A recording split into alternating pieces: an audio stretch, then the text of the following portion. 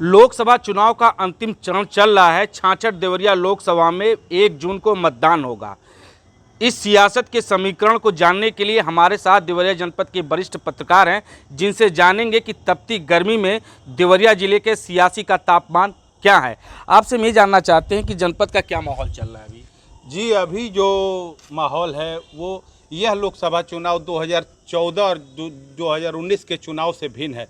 यहाँ के जो मतदाता हैं वो इस बार खुल के नहीं बोल रहे हैं कि हमको किसको वोट करना है, जबकि 2014 और 2019 में डायरेक्ट बोलते थे कि मोदी जी। लेकिन इस बार अगर आप उनके बीच जाइए तो सीधा बोलते हैं कि देखते हैं किसको वोट करना है। इसका मतलब अंडर करंट कहीं ना कहीं है और कुछ एंटी इनकम्बेंसी फैक्टर भी काम कर रहा है।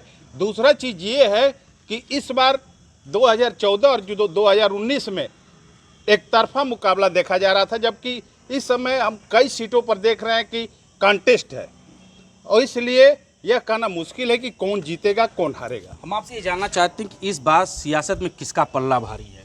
देखिए, इस बार सियासत में लड़ाई तो पूरे देश में चारों तरफ है। ज़िले में भी आपके चारों तरफ लड़ाई है, दिखाई दे रहा है कि कांटे की लड़ाई है। लेकिन अंत में चुनाव लोग भाजपा की तरफ, जो उनके वोटर हैं, जो कांग्रेस और गठबंधन के वोटर होंगे उनकी तरफ चले जाएंगे और जो भाजपा के वोटर हैं वो भाजपा की तरफ चले जाएंगे। अंत में दोनों की आमने सामने लड़ाई रहेगी और देवरिया में भारतीय जनता पार्टी की जीत लग रही है कि हो सकती है। आपसे जानना चाहते हैं, जब भी आगे आपने बहुत अच्छी तरह से सभी जनसभा को कवर किया होगा, बहुजन समाज पार्टी का कोई बड़ा लीडर कैंपेन में नहीं आया, जबकि भारतीय जनता पार्टी, सपा और कांग्रेस के सभी लीडरों ने यहाँ जमकर पसीना पाया है। तो आप क्या समझते हैं सियासत को? देखिए, जहाँ तक बीएसपी की बात करें तो लोगों में आम चर्चा है कि बीएसपी बीजेपी की बी टीम है, उसने उस तरह कोई कैंडिडेट नहीं उतारा है।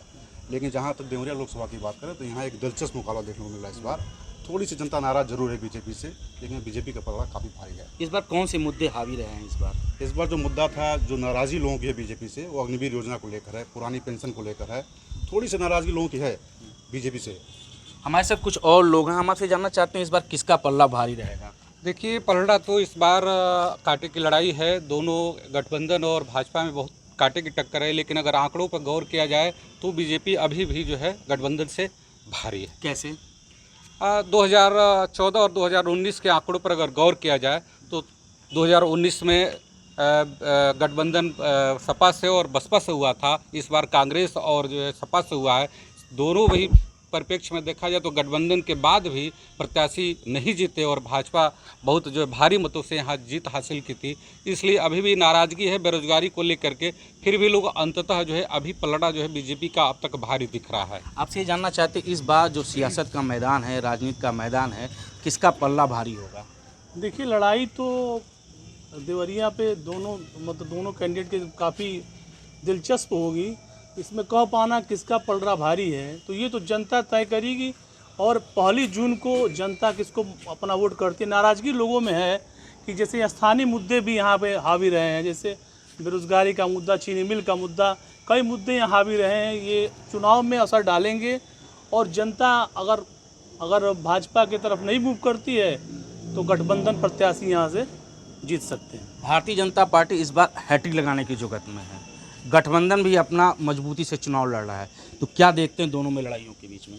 देखिए, हैट्रिक तो भाई ठीक है, लेकिन यहाँ जो विकास के मुद्दे हैं, विकास की जिस पे बात हो रही है, लोग कह रहे हैं, लोगों के गांव में वहाँ चर्चा हो रही है कि भाई यहाँ कोई विकास का काम नहीं हुआ। चीनी मिलों की बात हुई, मुख्यमंत्री ने कहा, 3 बार मंच से कहा, उसके बाद भी चीनी मिलें नहीं चालू हुई। तो जनता किसानों के बीच में एक बात ये जा रही है कि ये कहने के बावजूद भी ये काम नहीं हो रहे हैं। क्यों नहीं हो रहे हैं ये तो अब बखूबी जानेंगे, मतलब जो सीएम साहब हैं क्या मामला है। लेकिन एक मुद्दा ये बन रहा है कि चीनी मिलों का मुद्दा यहाँ भारी हो रहा है।